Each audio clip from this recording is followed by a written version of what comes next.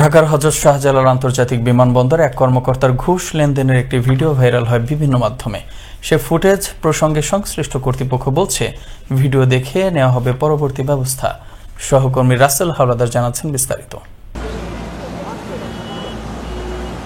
বিমান বাংলাদেশ এয়ারলাইন্সের senior marketing officer Mohammad Zakir Hazrat Shahjalal আন্তর্জাতিক বিমানবন্দর আমদানি কার্গো কমপ্লেক্সের এক্স রুমের 6 কর্মরত আছেন তিনি। অভিযোগ রয়েছে, মোটা অঙ্কের টাকা না পেলে কোনো ফাইল ছাড়েন না এই জাকির। ফাইল নিয়ে গেলে শুরু হয় দর কষাকষি, আর দরদাম ঠিক হলেই পাবেন কাঙ্ক্ষিত অনুমতি।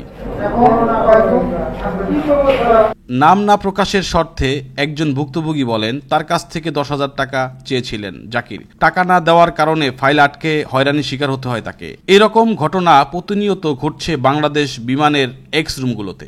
আমি এর আগে একটা পেপার নিয়ে যে এক্স নাম্বার রুম যেটা রয়েছে, আমরা যখন বিমানে এক্স নাম্বার নিই মাল ডেলিভারির আগে, এখানে এক্স নাম্বার রুম গ্রুপস হয়ে যে সেলস অ্যান্ড মার্কেটিং অফিসার রয়েছে জাকির হোসেন। এর আগে আমি যখন এক্স নাম্বার নিতে গিয়েছি, যাওয়ার পরে সে আমার কাছে প্রায় 10,000 টাকার মতো দাবি করেছিল। আমি টাকা দেয়নি, না দেওয়ার কারণে আমার পেপার সে আটকে দিয়েছে। পরবর্তীতে অনেক কষ্ট করে মালকে রাখে, টাকা যদি ওরা ডিমান্ড করে, একটা টাকা ডিমান্ড করে আমরা যদি টাকা না দিই, সেক্ষেত্রে আমার পেপার আটকে রাখে।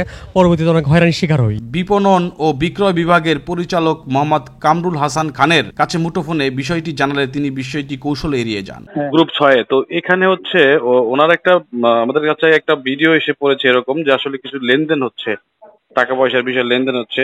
তো আসলে এই বিষয়ে আপনাদের বক্তব্য কি?